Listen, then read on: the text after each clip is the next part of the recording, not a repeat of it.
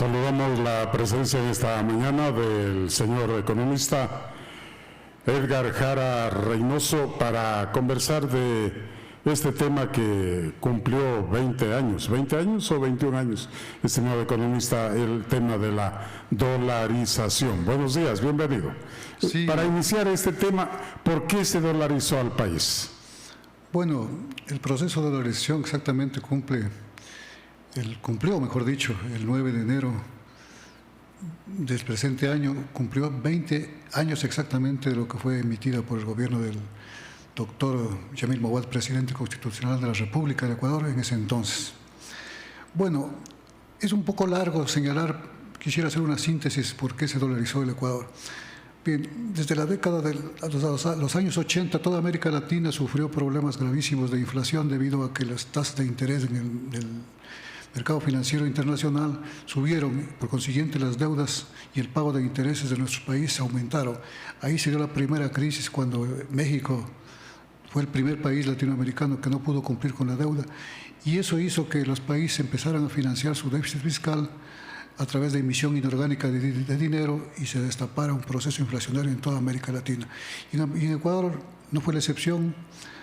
Ecuador vivió también un proceso de inflación dura durante la década del 80 y hasta los años 90. Se trataron de aplicar un conjunto de medidas económicas para detener la inflación. La inflación no es más que el proceso, digamos, un elevado porcentaje, o más bien dicho, un elevado nivel de precios que se va elevando constantemente en función de la emisión inorgánica de dinero. Es un fenómeno estrictamente monetario que ha ido haciendo perder el poder adquisitivo de las personas. En el Ecuador se intentó contener básicamente el tipo de cambio, que es el precio del dólar en ese entonces, que es una mercancía más, era una mercancía más que se cotizaba en el mercado nacional. Esa iba subiendo constantemente todos los días, y el gobierno y los gobiernos aplicaron un conjunto de medidas de tipo cambiario para tratar de contener el precio de la divisa norteamericana en ese entonces, que se iba elevando siempre constantemente. Se aplicaron un conjunto de medidas de tipo, se aplicaron bandas Canvers en los primeros años, en los primeros meses más bien del año 1999, que es el año más grave en este proceso. Se aplicaron medidas como de bandas cambiarias, y el Banco Central sacaba al mercado la divisa para poder tratar de contener el precio de la divisa dentro de un techo y hasta un piso. Pero eso hizo que desangrara la Reserva Monetaria Internacional del país, y al final, para marzo de 1999, hizo una liberación, una flotación pura, dejando al mercado que fije las tasas de interés. En ese entonces el país vivía un proceso no solo de inflación, sino un proceso especulativo. Todos los agentes económicos se volvieron rentistas tratando de sacar provecho de la alza de la divisa. Entonces ya no había posibilidad, se habían aplicado casi todas las medidas de control cambiario y la divisa se empezó a subir constantemente. Eso hizo que el gobierno tomara esa decisión durísima, pero que tenía que cortar de un tajo la inflación. Eso es más o menos en síntesis. Ya, economista. ¿Por qué se dolarizó el Ecuador? Ya, ¿se me escucha? Sí, con todo gusto. Economista, debido a la inflación de ese tiempo, la devaluación monetaria, el gasto público elevado, ¿no quedaba otra cosa que dolarizar al país? Es que se habían intentado por diversos mecanismos contener la inflación y ya no había posibilidades. Se había hecho emisión inorgánica bastante elevada, nunca antes se había ocurrido a los gobiernos emitir más de un 100% de expansión monetaria como en el año 1999, porque se dio la crisis bancaria, ya no se pagó los intereses de los bonos Brady, es decir, las deudas del país, no habían dólares para cancelarlos, y entonces no había alternativas. O se aplicaba la convertibilidad o la dolarización. Esas eran las medidas para ¿Qué es la convertibilidad? La convertibilidad fue exitosa en la década del 90 en Argentina, que aplicó el famoso economista Domingo Cavallo para contener la inflación, que eran inflaciones elevadísimas, más del 1000%. Y la convertibilidad la redujo de un tajo la variación del tipo de cambio. La convertibilidad fue convertir una moneda nacional equivalente a una en dólar. En Argentina se hizo 1-1, es decir, por cada dólar se emitía el Banco Central un peso. Es decir, la gente podía hacer uso tanto del dólar como del peso. Pero la gente también podía sacar su peso de la banca equivalente a un dólar, o viceversa, sacar un dólar equivalente a un peso. Eso fue la convertibilidad. En el Ecuador se aplicó una medida más dura, que fue dolarizar la economía, es decir, quitarle al Banco Central la posibilidad de emitir la moneda, se eliminó el sucre y se quedó estrictamente el dólar como moneda funcional en el país. Usted en este folleto que escribe el porqué de la dolarización en el Ecuador, algo que dice ofertas de divisas, demanda de divisas, mercado de divisas, modelo de flotación sucia y modelo de flotación pura. ¿A qué se refiere? Bueno, la flotación sucia técnicamente se conoce cuando los gobiernos aplican una política para controlar la divisa a través de la venta de reservas internacionales. Es decir, el gobierno a través del Banco Central interviene para tratar de mantener el precio de la moneda internacional, en este caso el dólar, dentro de ciertos márgenes. Esa es la flotación sucia. Y la flotación pura es cuando deja el mercado abierto para que sea la oferta y la demanda de la divisa la que fije el precio de la moneda internacional. ¿Cuándo se convierte la inflación en un círculo vicioso?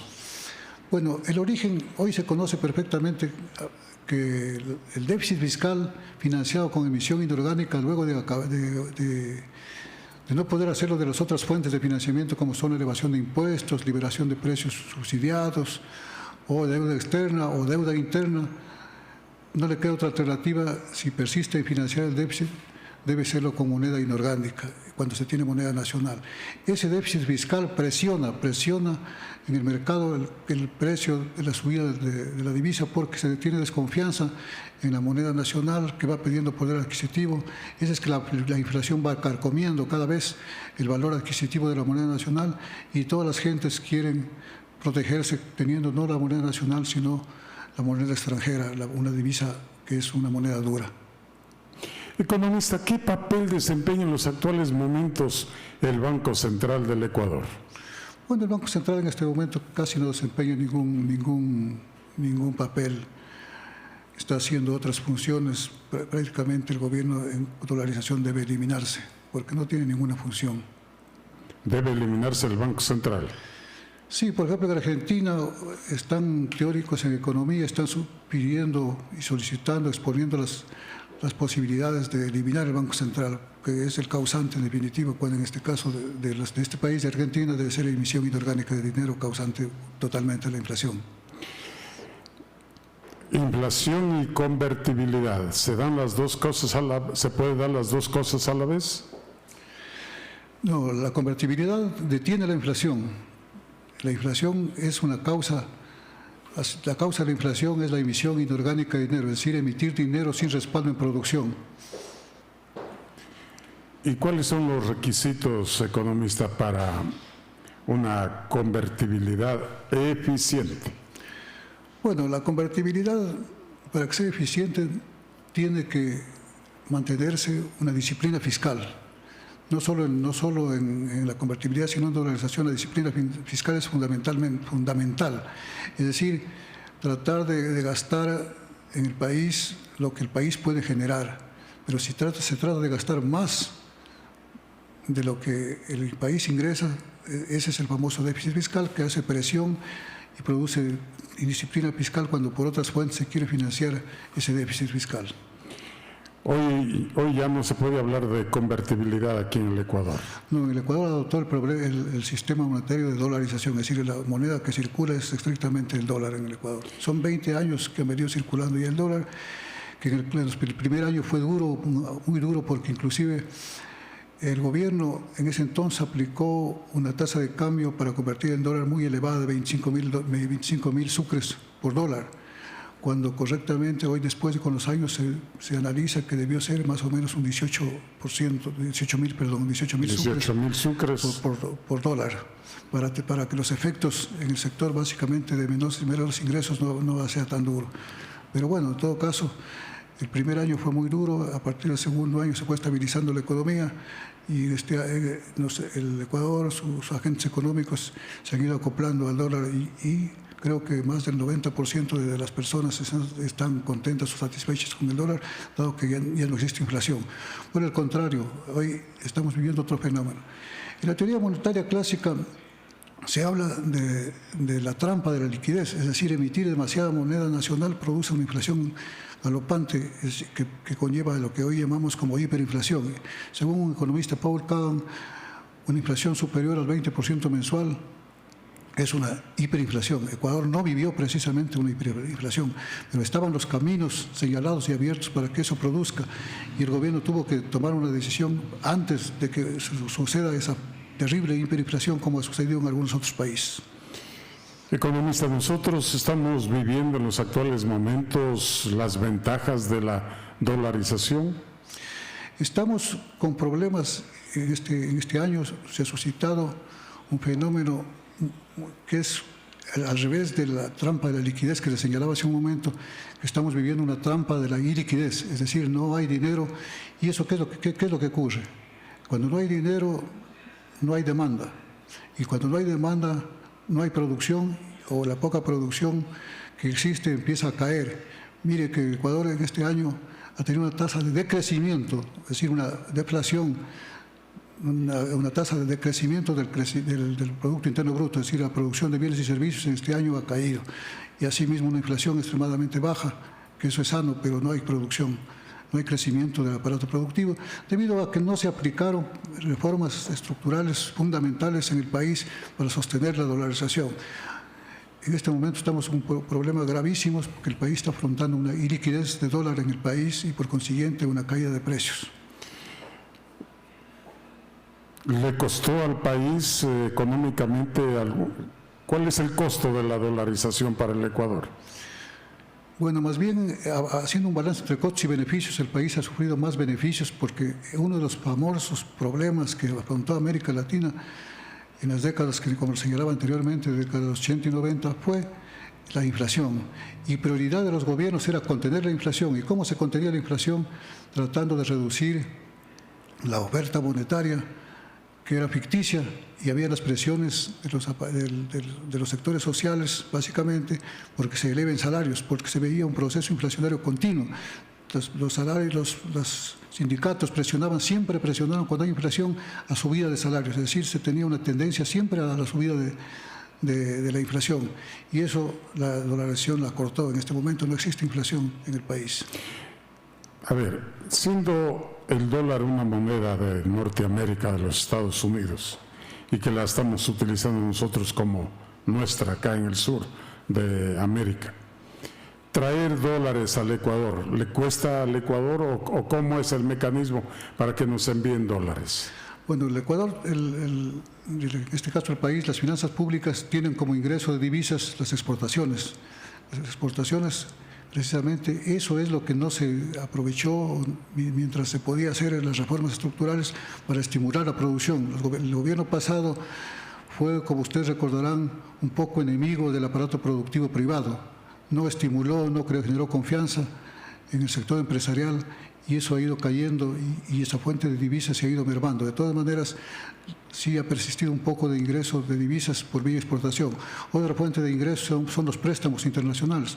El gobierno actual ha hecho uso de este mecanismo para traer divisas al Ecuador a través de préstamos internacionales y recientemente a través de préstamos con el Fondo Monetario Internacional. Hay otra fuente que es la de los migrantes, las divisas que envían los migrantes, es otra fuente también que financia el sistema de dolarización.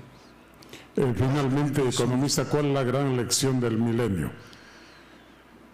La gran lección del milenio yo la pongo en este pequeño libro al final, que este libro fue escrito en el año 2000 y se titula El porqué de la dolarización en el Ecuador, y concluyo escribiendo De todo esto nos queda una dura lección, especialmente para los diseñadores de la política económica. Las medidas económicas deben ser tomadas oportunamente para observar su eficacia.